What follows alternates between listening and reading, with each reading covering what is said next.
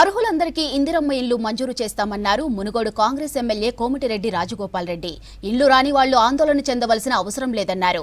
లబ్ధిదారులందరికీ ఇండ్లు వస్తాయని భరోసా ఇచ్చారు.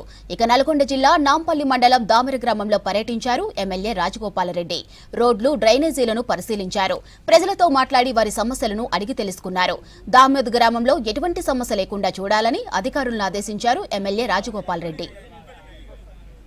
100% మాటిస్తున్నా మీకు ఇల్లు వస్తుంది.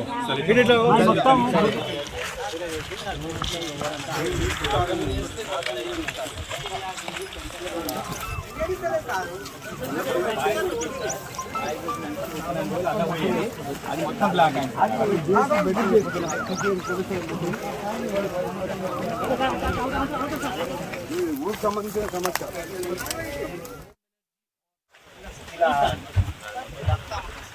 అంటే నిన్న వాళ్ళకు మా మర్దోళ్ళకి అక్కడ ఉంది.